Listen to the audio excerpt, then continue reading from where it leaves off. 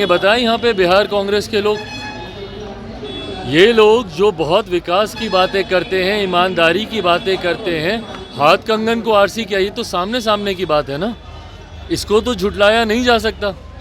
ये लोग जो बोलते हैं कि इन लोगों के पास तो कोई काम ही नहीं है, विपक्ष के नेताओं के घरों पर छापे मारना, ईडी की रेड देना, सीबीआई के छापे करवाना, बट भाई जहाँ पे छापे हो रहे हैं वहाँ पे इस तरीके की तस्वीरें भी तो सामने आ रही हैं, जहाँ पे अलमारियाँ नकदी से भरी पड़ी हैं, जिसको संभवतः गिनने में दिनों लग गए हैं। अभी तक भी इसकी काउंटिंग चली रही है। आखिरी जानकारी जो मिली थी 290 करोड़ के आसपास की नकदी बरामद हुई थी और अभी भी कई बैग्स बाकी हैं।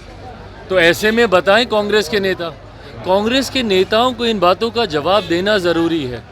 ये लोग जो बात बात पे विक्टिम कार्ड खेलते हैं कि हम ही लोगों के साथ ऐसा, हम ही लोगों के साथ ऐसा, भाई इसीलिए क्योंकि ये तस्वीरें सामने आ रही हैं। बताएं कांग्रेस के नेता कि भाई ये तस्वीरों को क्या वो झुटला सकते हैं? जवाब कांग्रेस के नेताओं को देना होगा और बिहार कांग्रेस को इस बात का भी जवाब देना होगा कि जब नए मुख्यमंत्री जो इनके तेलंगाना के बने हैं और वो बिहारियों के डीएनए पे सवाल उठाते हैं, इन तमाम बातों का जवाब देना बिहार कांग्रेस, क्या वो इनको स्वीकार करती है? राहुल जी जब भारत जोड़ो यात्रा पर निकलते हैं और संभवतः चर्चा हो रही है कि दूसरा चरण होगा, दूसरा चरण ईस्ट टू वेस्ट या वेस्ट टू ईस्ट होगा, संभवतः इस बार वो बिहार भी आएंगे।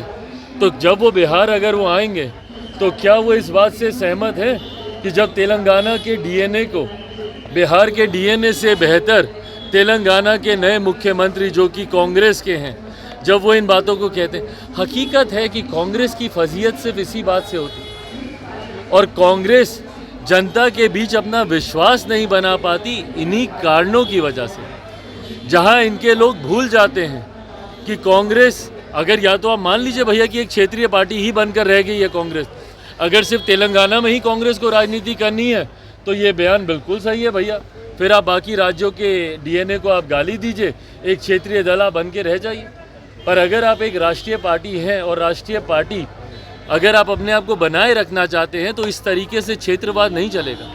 अब एक राज्य को आप गाली देंगे और दूसरे राज्य में राजनीति करेंगे।